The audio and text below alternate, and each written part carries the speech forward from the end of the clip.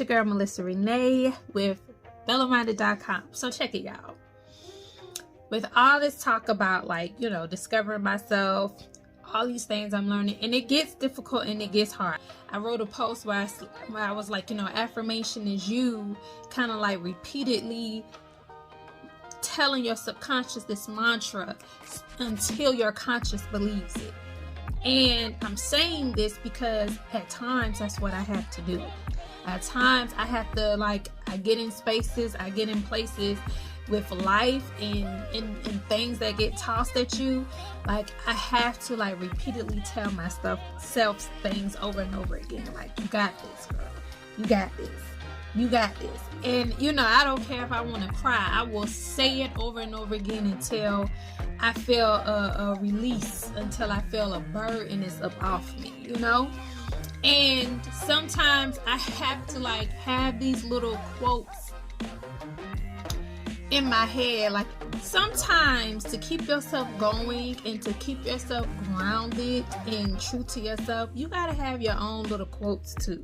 You gotta have things in your head. So it's like, I'm gonna tell y'all some of the quotes that I have that kind of stay with me, that I love. So one is Hit Boy.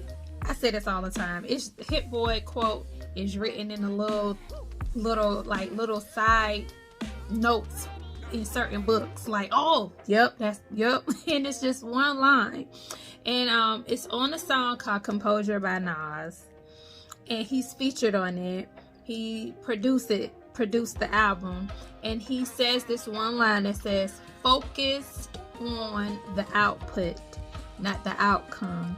Big God is my source. That's like my number one quote or affirmation that I constantly use as a mantra in my head. That I have to tell myself, like, listen, be present.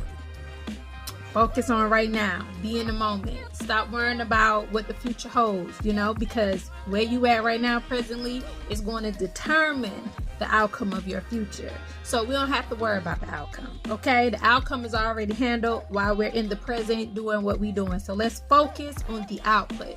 Let's put everything in it. Let's be intentional. Let's focus on what we're doing right now. Okay, my second quote I like by Steve Jobs. Steve Jobs makes a quote, and his quote is, the journey is the reward.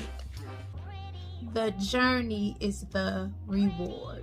Like, I say this, I have to constantly say this to myself, the journey is the reward. So when I get kind of frustrated, but I'm like, why am I doing this? And it's like, no, the journey, what you're doing presently right now, that's the reward. This is what you should be enjoying. You should be enjoying trying to figure out these ideas, how to make these creative ideas happen. Like, how you was able to be creative and using your resources and connecting with people and networking and trying things and it not working, and you trying it again and you staying up and you, like, just enjoy those moments. Like, that's the reward. That's going to be the thing you look back at when you reach your destination and be like, man, it was amazing. I had a ball. It was beautiful. It was blood, sweat, and tears, but it was worth every moment of it. The third quote comes from a Bible quote, Psalms 37:34 in the King James Version. And it just stays in my mind, and this is a quote that's now forever, like, in my warrior chamber when I need to pull it out. And it's, wait on the Lord, keep in his way, and he will exalt thee, and you will inherit all the land. Now, it might differ, you know, but I'm just going based off of my memory. And I love that quote. That quote is very inspiring to me because it tells me, like, be patient. Once again, be present. Stop rushing. Rushing where? Once again, speaking on this being the journey. This is what it is. You don't have to rush. I got you. I got this. You gonna get where you supposed to get because it's written. It's destined. So if you just be patient, if you just You know, go, let it go, let it flow. Let me lead, let me guide you, let me show you. You will be well rewarded. You will be well rewarded.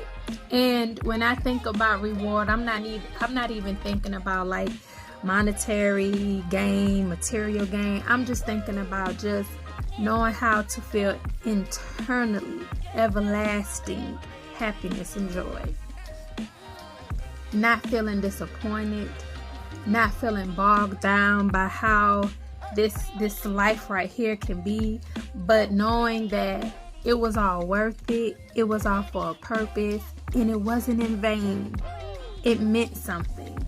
And yeah, that quote keeps me like going. Like, I get anxious a lot. You know, I have to hear those things. I have to tell myself those things. I have to remember those things to keep me sane, and to let me understand that, you know, don't so much focus on the other side. Just take it one day at a time. Get through it the best you can. Enjoy every second of it. Learn and soak up everything you need to learn from these moments, these situations. Yeah, those are the 3 quotes. So y'all want to tell me some of y'all quotes y'all use, because you know it might be very helpful for me. But just think of some quotes, think of some things that just lift your spirit and made you want to keep going. And maybe you heard your elder say, your mom, your dad, a friend, you know, your pastor, your coach, your therapist, whoever. Just keep those little quotes, because they will help you. Just put down below some quotes y'all do. I'm here, I'm listening. Yes, peace and blessing, y'all.